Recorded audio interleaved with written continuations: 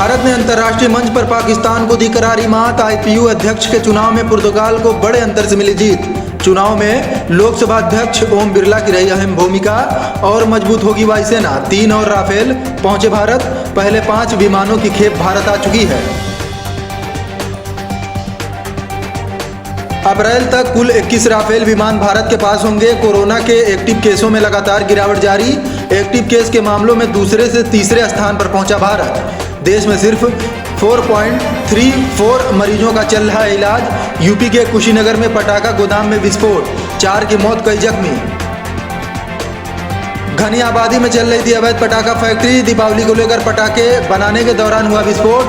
कटिहार में गरजे यूपी के सीएम योगी, बोले सरकार बनने पर घुसपैठियों को बाहर करेंगे। यूपी के औरैया में बड़ा हादसा टला, चालक घायल। पाता प्लांट से एलपीजी लोड कर लखनऊ जा रहा टैंकर बस्ती में पलटा। मौके से फायर ब्रिगेड, एम्बुलेंस व सेफ्टी से जुड़ी टीमों ने पहुंचकर किया रेस्क्यू। औरैया में नहीं थम रहा कोरोना का संक्रमण का प्रसार। फिर 19 पॉजिटिव मरीज मिले। अब तक जिले में 2856 संक्रमित मिले। 2600 मरीज जीत चुके हैं कोरोना से जंग। अब तक 36 की मौत हुई है। अब खबर विस्तार से।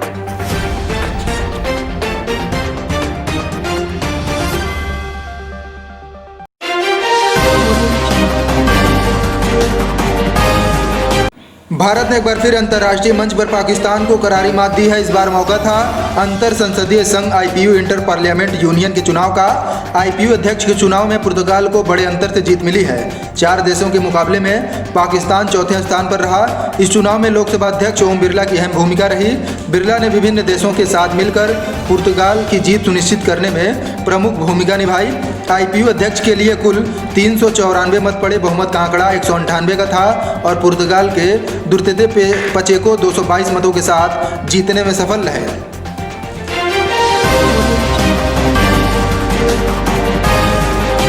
चीन से सीमा विवाद को लेकर चल रही तनातनी के बीच भारतीय वायुसेना की ताकत लगातार बढ़ती जा रही है। फ्रांस में बुधवार को 3 और राफेल लड़ाकू विमान की खेप भारत पहुंची। भारत ने फ्रांस से 59,000 करोड़ के सौदे के तहत 36 राफेल विमानों का सौदा किया है। अब तक देश को 8 राफेल मिल चुके हैं। बताया जा रहा है कि 3 राफेल जनवरी में, फिर मार्च में 3 और अप्रैल में 7 राफेल लड़ाकू विमान भारत को मिल जाएंगे, जिसके बाद तब तक कुल राफेल विमानों की संख्या 21 हो जाएगी, जिसमें से 18 लड़ाकू विमान गोल्डन एरो स्क्वाड्रन में शामिल हो जाएंगे। बाकी 3 लड़ाकू विमानों को पूर्वी मोर्चे पर चीन का मुकाबला करने के लिए उत्तर बंगाल के अलीपुरद्वार में हाशिमारा एयरबेस पर भेजा जा सकता है।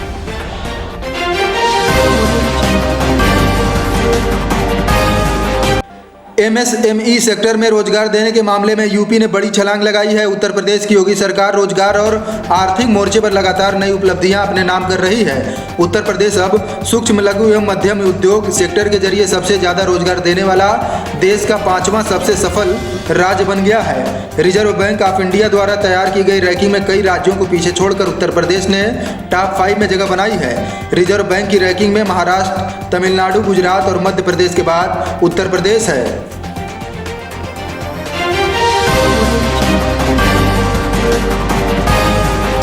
देश में एक्टिव केसों में 1 महीने में लगातार गिरावट आ रही है। इस मामले में भारत अब दूसरे से तीसरे नंबर पर आ गया है। यहाँ सिर्फ 4.34% मरीजों का इलाज चल रहा है। 26% के साथ अमेरिका पहले नंबर पर और 11% के साथ फ्रांस दूसरे नंबर पर है।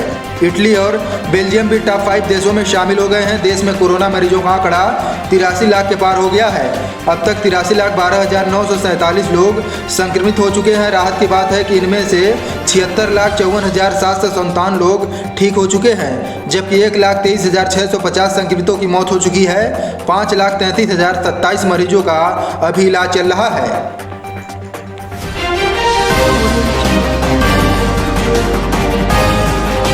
उत्तर प्रदेश के कुशीनगर में बुधवार सुबह बड़ा हादसा हो गया। जिले के कप्तानगंज थाने में पटाखा गोदाम में अचानक विस्फोट हो गया। इस हादसे में 4 लोगों की मौत हो गई।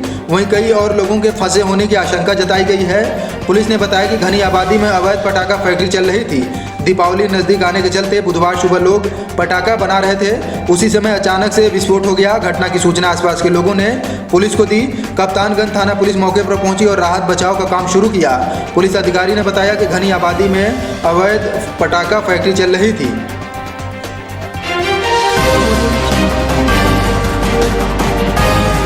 बिहार विधानसभा चुनाव के तीसरे और आखिरी चरण के चुनाव प्रचार करने यूपी के सीएम योगी आदित्यनाथ कटिहार पहुंचे। जनसभा को संबोधित करते हुए उन्होंने बिहार में घुसपैठ की समस्या को लेकर कहा कि कटिहार घुसपैठ की समस्या से त्रस्त है। बिहार में एनडीए की सरकार बनने पर घुसपैठियों को निकाल बाहर करेंगे। कहा कि एनडीए के भाजपा प्रत्याशी तार किशोर को चौथी बार आशीर्वाद दें, आपके आशीर्वाद से घुसपैठ की समस्या का समाधान होगा। योगी ने दावा किया कि बिहार में नीतीश कुमार के नेतृत्व में एनडीए की सरकार बनेगी।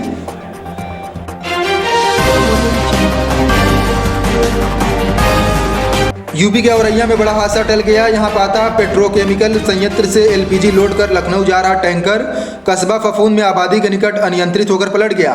हादसे में टैंकर का चालक केबिन में फंसकर घायल हो गया। टैंकर पलटने की तेज आवाज सुनकर आसपास दुकानों में सो रहे लोग मौके पर दौड़े आए। एलपीजी भरा टैंकर पलटा दे आसपास के क्षेत्र में दहशत फैल गई। सूचना पर पुलिस पहुंची। थोड़ी देर में फायर ब्रिगेड व एम्बुलेंस भी आ गई। फायर कर्मियों ने टैंकर पर पानी की बौछार छोड़कर फैले डीजल को धोया। गेल की फायर सेफ्टी टीम ने टैंकर से एलपीजी रिसाव और वाल्व को चेक किया। सब कुछ सही सलामत देख टीम ने राहत की सांस ली। क्रेन मंगाकर टैंकर को सीधा किया गया, तब जाकर लोगों ने राहत की सांस ली।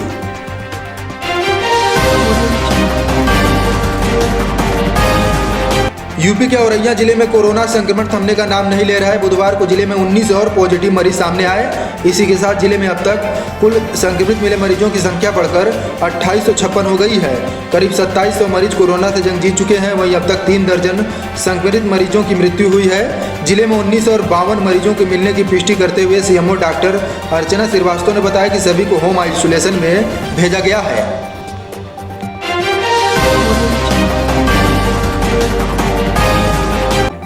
एक्ट्रेस गौहर खान हाल ही में बिग बॉस 14 के घर से बाहर आने के बाद गोवा वेकेशन एंजॉय कर रही हैं। इस वेकेशन में एक्ट्रेस अकेले नहीं बल्कि अपने रूममेट बॉयफ्रेंड जैद दरबार के साथ गई हैं, जहां से लगातार तस्वीरें सामने आ रही हैं।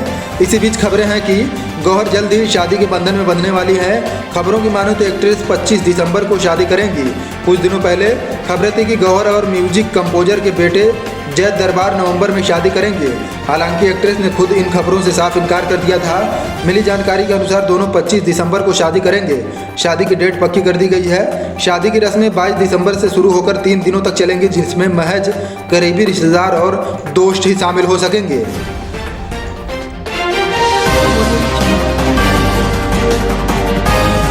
इंडियन प्रीमियर लीग के 13वें सीजन के 56वें मुकाबले में सनराइजर्स हैदराबाद की टीम मुंबई इंडियंस के खिलाफ करो या मरो के मुकाबले में उतरी थी। यहां टीम ने 10 विकेट की शानदार जीत के साथ प्लेऑफ में जगह पक्की की है। हैदराबाद की जीत के हीरो रहे स्पिनर शाहबाज नदीम, जिन्होंने मुंबई के खिलाफ 2 अहम विकेट हासिल किए। हैदराबाद ने मुंबई को 20 ओवर में 8 विकेट पर 149 रन ही बनाने दिया और बाद में बिना विकेट खोए लक्ष्य हासिल किया। नदीम ने 4 ओवर में 19 रन देकर 2 विकेट हासिल किए और उनको प्लेयर ऑफ द मैच चुना गया। इस फिरकी गेंदबाज ने मैच के बाद बताया कि आखिर वो इससे कारगर कैसे साबित हुए। शाहबाज ने इस टूर्नामेंट में कम मैचों में मौका मिलने के बाद भी शानदार खेल दिखाया है। उन्होंने मैच के बाद बात करते हुए बताया कि मैं पिछले कुछ सालों में ऐसे ही खेलता आ रहा हूँ। अहम बात यह होती है कि जब कभी भी आपको मौका दिया जाए तो अपना 100% दें और ऐसा ही कुछ आज के मुकाबले में हुआ है। इस बुलेटिन में बस इतना ही। कल फिर हाजिर होंगे नई खबरों के साथ। हमारे साथ जुड़े रहने के लिए हमारे फेसबुक पेज को लाइक करें, यूट्यूब चैनल को सब्सक्राइब करें और अधिक खबरों के लिए हमारी वेबसाइट www.tejaskhbar.com पर जाएं।